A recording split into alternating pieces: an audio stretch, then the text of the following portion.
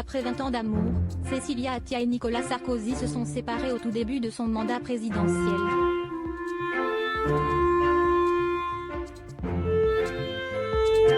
Déjà en froid depuis plusieurs mois, c'est elle qui a pris la décision de quitter son mari après une petite phrase qu'il avait prononcée.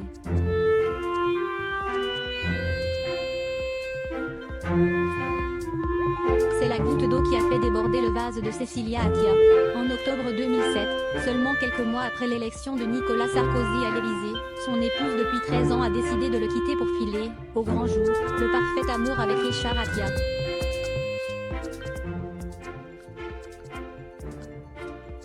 Un choix évide qui alimentait déjà de nombreuses rumeurs mais qui a abasourdi le président de la République de l'époque, qui n'a pas compris la décision de la mère de son fils, Louis.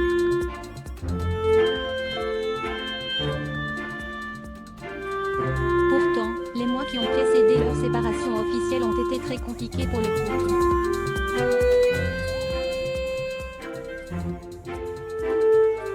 Au fil des années, parce que j'étais toujours là, Nicolas m'avait en quelque sorte oublié, écrira-t-elle plus tard, dans un extrait repris par Robert Schneider dans son livre, Première Dame.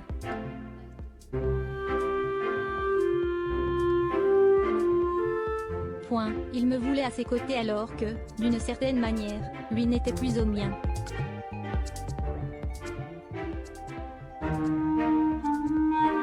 Mais si Cecilia Attia a pris sur elle pendant des années, c'est une petite phrase de Nicolas Sarkozy qui a précipité sa décision inéluctable.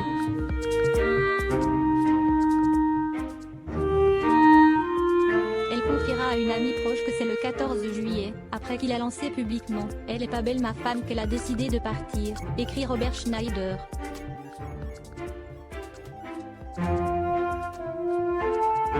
Pendant plus de 3 mois donc, le couple a sauvé les apparences avant d'officialiser son divorce par le biais d'un communiqué.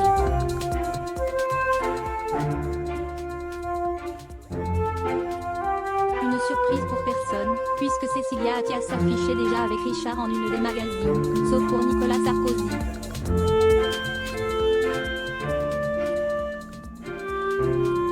C'est peu dire qu'à l'époque l'attitude de Cecilia me stupéfia.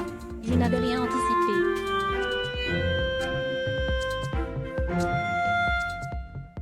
Je n'y avais rien compris. Je suis